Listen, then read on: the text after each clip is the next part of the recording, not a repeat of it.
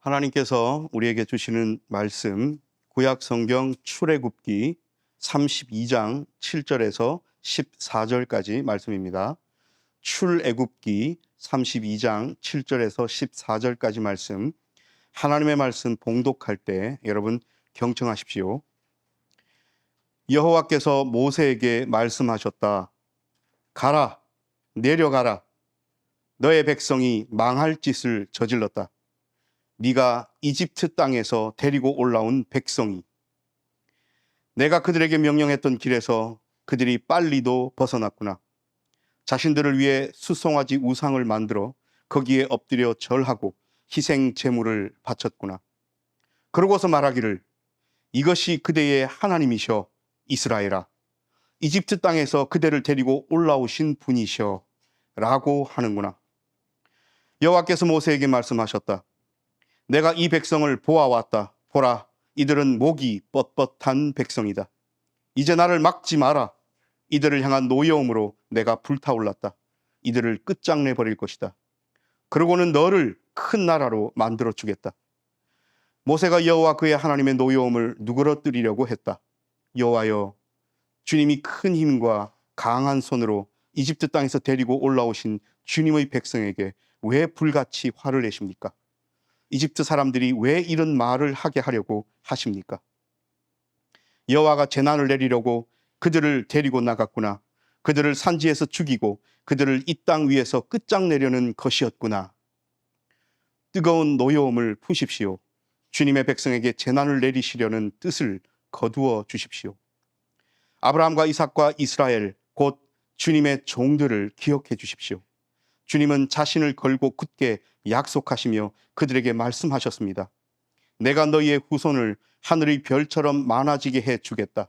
그리고 내가 말한 이 온 땅을 너희의 자손에게 주어 그들이 영원히 차지하게 하겠다. 그러자 여호와께서 자신의 백성에게 재난을 내리시려는 뜻을 거두어 들이셨다. 아멘. 이 말씀을 통하여 은혜 주실 줄 믿습니다. 할렐루야. 아멘. 오늘 성경 강좌 후 14째 주일이고요. 출애굽기 말씀 정말 오랜만에 함께 읽었습니다. 오늘 우리가 읽은 출애굽기 말씀 32장의 내용은 크게 두 가지로 나눌 수 있습니다. 첫 번째는 어떤 사건에 대하여 하나님께서 만나고 계신 모세에게 이야기하시는 내용입니다. 그리고 모세가 그 이후에 그 사건을, 그 내용을 하나님께로부터 듣고서 하나님 앞에 기도하는 장면입니다. 이미 일은 벌어졌습니다. 여러분, 어떤 일입니까?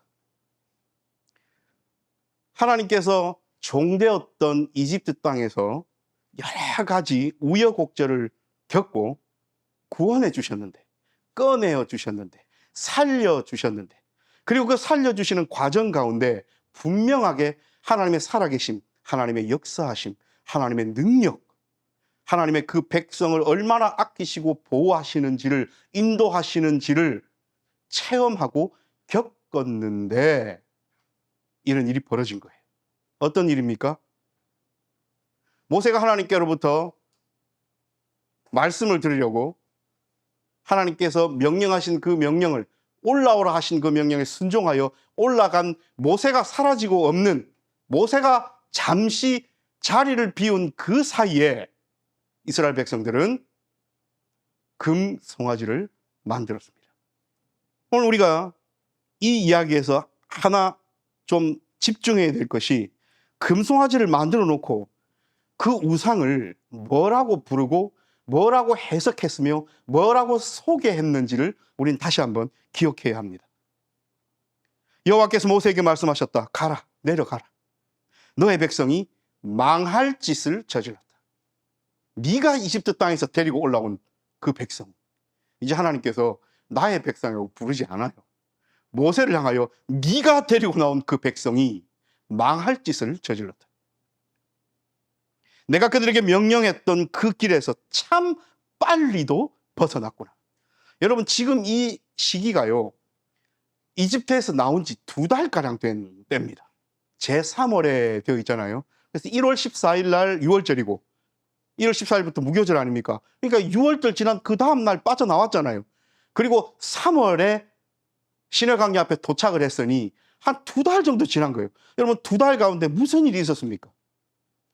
나오기 전에는 10가지 재앙을 통하여 하나님의 살아계심과 그 이집트 땅에 이집트 사람들이 섬기던 그 신들이라는 것은 아무짝에도 쓸모없고 하나님 옆에 올 수도 없는 거짓 신임을 하나님께서 드러내 주셨는데, 그리고 그 끝에는 각 가정마다 첫 번째 난 것들, 사람이든 가축이든 할 것 없이 장자가 죽어나가는 온 지파마다 초상을 치르는 일 가운데서 하나님의 명령에 순종하여 양을 한 마리 잡고 그 문틀에다가 양의 피를 바르고, 그래서 패스 오버, 죽음의 사신이 그 피를 보고 넘어가서 그 말씀에 순종했던 사람들은 초상을 치르지 않아도 되는 생명의 보전을 몸소 겪었지 않습니까?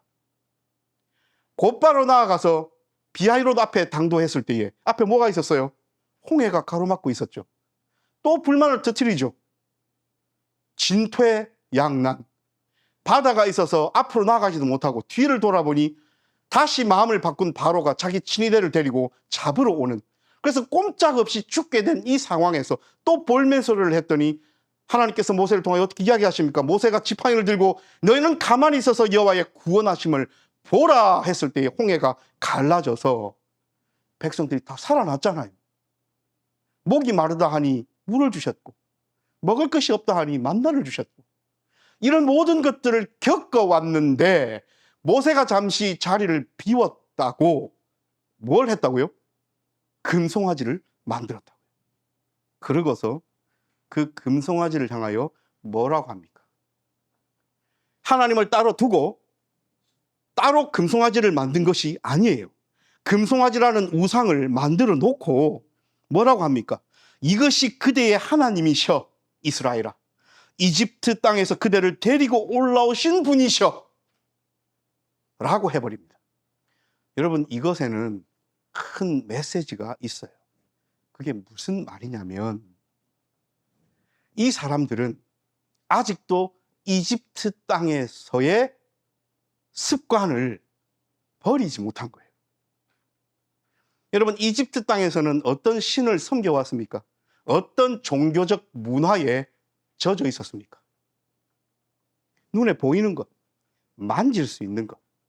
그래서 그 만지고 눈에 보이는 것으로 인하여 마음의 위안을 삼는 종교적 습관이 이 사람들 삶 저 깊은 곳까지 자리 잡고 있었습니다.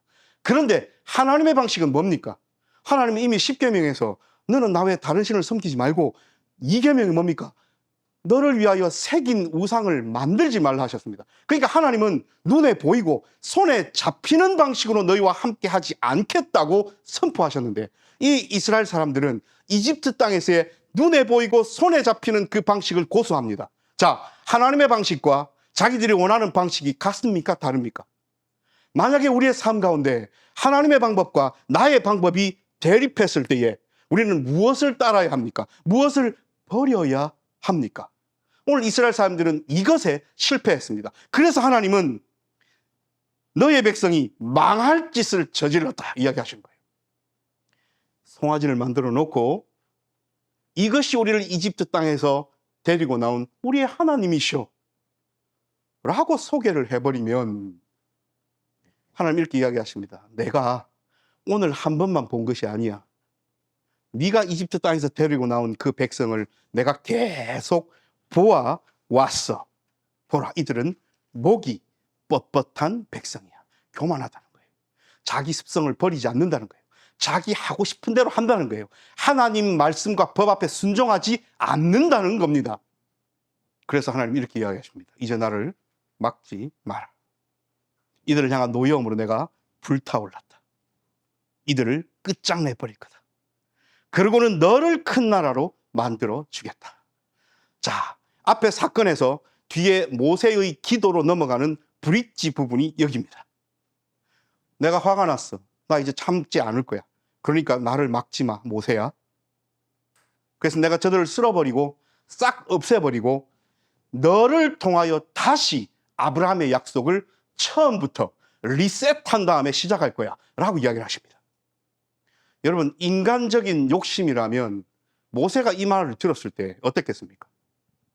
그러니까 아브라함과 이삭과 야곱이 여러분 이스라엘이죠. 다시 아브라함과 이삭과 이스라엘을 한 민족을 이루게 하시고 나라를 만들어서 약속의 땅으로 부르시고 하나님께서 약속하신 그 약속을 이루고 성취하시리라고 지금 끌고 오셨는데, 이 인간들이 망할 짓을 저지르니 싹 쓸어버리고 아브라함에게 했던 그 약속을 이 친구들은 받아서 누리고 성취로 가질 자격이 없어. 그러니까 다 없애버리고 모세, 너를 다시 제2의 아브라함으로 세워서 너로부터 다시 내가 큰 민족을 이루고 나라를 이룰 거야 라고 지금 이야기를 하시는 거예요.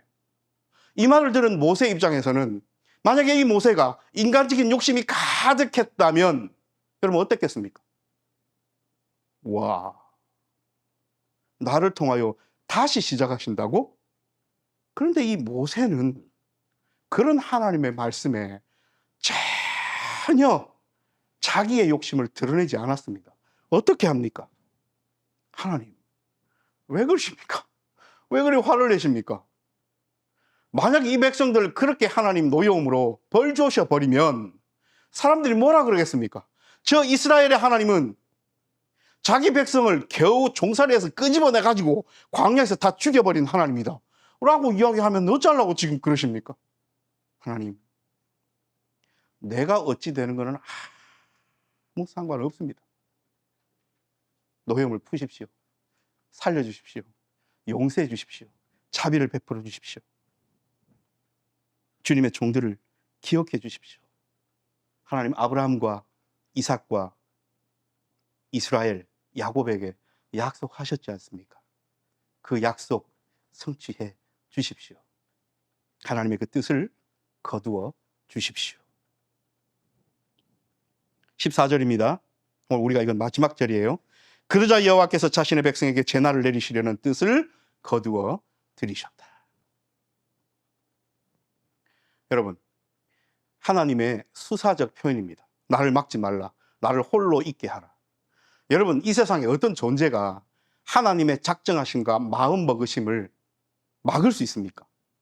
하나님이 이렇게 하시겠다 하셨는데 그 앞에 가서 그러지 말라고 누가 진짜로 막을 수 있습니까? 근데 하나님은 하나님의 백성들이 그렇게 뭔가를 깨닫고 돌아오기를 바라시는 거예요. 하나님 이때만 이러시지 않았어요. 아모스 선지자에게도 그랬고 요나에게도 그러셨습니다. 그러니까 하나님의 마음은 여러분 은혜고 사랑입니다. 그 패역했던 요나의 예를 들면 니느웨, 아수르 땅, 얼마나 하나님의 백성을 괴롭힌 나쁜 민족이고 나라였습니까? 그런데 그 백성들이 회개만 하면 내가 저들을 살려주리라. 그게 하나님의 마음이에요. 그래서 요나를 보내시는 겁니다. 아모스에게도 마찬가지였습니다. 내가 이 백성을 내가 혼낼 거야. 벌 줄 거야. 근데 아모스 선지자가 어떻게 나오기를 바라셨다고요? 하나님 참으십시오. 하나님 그 노여움을 푸십시오. 하나님의 뜻을 거두어 주십시오. 그러면 하나님은 못 이긴 척 거두신다는 겁니다. 큰 두 가지 이야기를 오늘 함께 나누고 있습니다. 먼저 금송아지 이야기예요. 여러분, 왜 이 사람들은 금송아지를 만들었을까요? 그것도 숫송아지를 금으로 만들었어요. 숫송아지가 뭡니까? 힘찬 거예요. 그러니까 아무렇게나 만든 것이 아닙니다. 이집트 땅에서 섬기던 여러 신들 가운데 자기들이 생각할 때 가장 팔팔하고 가장 힘있고 가장 뭔가 활동력이 있으며 액티브한 그런 형상을 한번 생각해내 보자. 그게 나름 생각했던 숫송아지예요. 여러분, 숫송아지 얼마나 팔딱팔딱하고 힘이 넘치고 뛰어다니며 그렇습니까? 그렇죠? 그래서 그런 형상을 하나님 앞에 대입시키려고 만든 거예요. 습성을 버리지 못했습니다. 하나님이라는 여호와라는 강력한 신을 표현하고 싶었습니다. 그래서 금으로 숫송아지를 만든 거예요. 이 얼마나 큰 미련함입니까? 얼마나 지혜가 없으면 이런 일을 저지를까요? 아까도 말씀드렸지만 포기하지를 못해서 그렇습니다. 습성을 버리지 못해서 그렇습니다. 근데 다시 말씀드리면 우리가 가지고 있는 많은 하나님의 뜻과는 반대되는 습성들이 있어요. 그게 뭐든 간에. 예전에 중고등부 사회 갈 때 어떤 친구가 저한테 정말 고민을 하나 상담을 해왔습니다. 목사님, 저는 정말 주일날 정말 제대로 잘 지내고 싶은데 이상하게 학교 다닌다고 월화수목금까지는 열심히 사는데 왜 그리 토요일날 저녁밥만 먹으면 게임이 하고 싶은지. 그래서 게임한다고 앉으면 그만 새벽 3시, 그냥 새벽 3시, 새벽 4시가 돼서 한 5시쯤 잠이 들어가지고 아침에 깨서 겨우 엄마가 교회 가르쳐 가지고 오면 예배 시간 내내 존다는 거예요. 근데 이게 한두 번이면 괜찮은데 지금 벌써 2년가량 계속 그 패턴이 반복된다는 거예요. 습관화 되어버려서 이것을 어떻게 끊을까 자기도 모르겠다는 거예요. 뭐 저라고 그 얘기를 들으면 뾰족한 수가 있겠습니까? 제가 뭐 그 친구 집에 가가지고 토요일날 저녁 먹고 나면 빨리 자라, 제가 뭐 그렇게 할 수 있습니까? 그럴 수 없잖아요. 왜 제가 이 예를 드냐면 여러분들도 저도 하나님의 뜻과는 조금 반대편에 서 있는 어떤 습성들이 있을 겁니다. 습관들이 있는데 이것을 깨부수는 것이 쉽습니까? 어렵습니까? 어려워요. 그러니까 우리가 오늘 이 본문을 보면서 아이고 그거 하나 못 버리고 그 와가지고 2달밖에 안 지났는데 자기들을 구원해준 하나님의 그 구원하심의 손길을 느끼고 그 은혜를 맛보았음에도 불구하고 어찌 그리 10계명의 제2계명을 어기면서 금송아지를 만드노. 아유 참 이스라엘 사람들 미련하다 라고 할 수 없다는 거예요. 우리의 삶을 돌아봤을 때 우리도 우리의 삶 가운데 엄청나게 하나님과 반대되는 데 서 있는 습성들, 습관들, 내가 어떻게 감당하지 못할 것들로 가득 차 있을 수 있습니다. 그런데 오늘 좀 무서워요. 하나님께서 그걸 뭐라고 이야기하시냐면 망할 짓을 저질렀다 이야기하시는 거예요. 예를 들자면 끝도 없습니다. 여러분, 당연히 하나님 앞에서 살아가야 될 우리의 인생의 시간을 나의 삶을 윤택하고 풍요롭게 만든다는 이유에 온 시간을 거기다 다 쏟아버리고 온갖 집중을 거기에다가 다 해버리고 살아간다면 그것은 망할 짓이 될 수 있습니다. 습성을 버리는 것 쉽지 않습니다. 그러나 버려야 합니다. 습관을 고치는 것 쉽지 않습니다. 그러나 고쳐야 합니다. 그럼 어떻게 고칠 마음이라도 먹을 수 있을까요? 하나님의 말씀을 기억해야 됩니다. 너는 나 외에는 다른 신을 섬기지 말고 너를 위하여 새긴 우상을 만들지 말라. 그 형상은 위로 하늘에 있는 것이나 아래로 땅에 있는 것이나 땅 아래에 있는 것이나 나는 것, 기는 것, 내 발로 하는 어떤 형상이든지 만들지 말며라는 하나님의 말씀을 가슴 깊이 새겼다면 그 옛날 이집트 땅에서의 습관대로 뭔가를 만들지는 않았을 텐데 이 사람들은 자기네 위안을 삼기 위하여 어떤 습성이요? 자기들 좋으려고. 왜요? 눈에 보이지 않고 귀에 들리지 않는 하나님의 말씀은 너무나도 약해 보이고 왜 약해 보였을까요? 습관이 그렇게 들어있으니까요. 신이라는 것은 눈에 보여야 되고 손으로 만질 수 있고 어디 우리 집에다가 갖다 놔야 돼서 그래서 그것들을 보고 절하고 했을 때에 내 마음에 위안이 오는 습관으로 가득 차 있었기 때문에 우리를 이집트 땅에서 끄집어내 주신 여호와 하나님, 우리 조상의 하나님 아브라함과 이삭과 야곱의 하나님임을 알지만 그 하나님이 내 눈앞에 보여야 된다는 거예요. 그래서 만든 겁니다. 이것은 정말 하나님의 마음, 하나님의 뜻을 요만큼도 모르는 사람들의 미련하고 망할 짓이었어요. 사랑하는 여러분, 오늘 우리는 우리의 습관, 습성, 좋은 습관, 좋은 습성이면 좋지요. 그런데 하나님의 말씀에 위배되고 하나님의 말씀을 깊이 깨닫지 못한 습관과 습성이라면 우리는 죽을 힘을 다해 고쳐 나가야 됩니다. 쉽지 않은 것 저와 여러분 다 잘 압니다. 그런데 그거 안 고치고 편하게 살 것 같으면 그게 무슨 제자입니까? 두 번째로 우리는 모세 할아버지의 이 중보적 기도를 한번 살펴봐야 돼요. 모세는 하나님 앞에 자기 개인적인 욕심 따위를 다 버렸습니다. 이스라엘 사람들과 완전하게 반대되죠. 이스라엘 사람들이 금송아지를 만든 이유가 뭡니까? 자기 위안을 삼으려고, 나 잘 되려고, 내 힘들고 어려울 때 지금 이 금송아지 앞에 여호와야 하면서 기도하려고 만든 거예요. 누구를 위하여? 자기를 위하여. 하나님의 마음과 하나님의 뜻은 요만큼도 생각하지 않고 오직 자기를 위하여 만든 겁니다.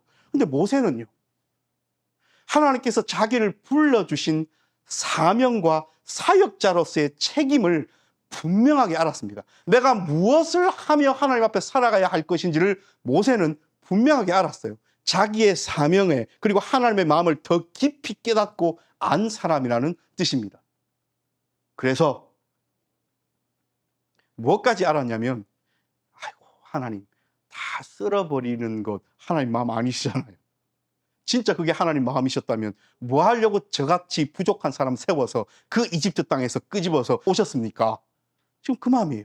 그러니 주님, 아버지, 여호와여, 하나님 뜻을 돌이키십시오. 기도하는 겁니다. 모세에게 좋은 것 떨어지는 것은 아무것도 없어요.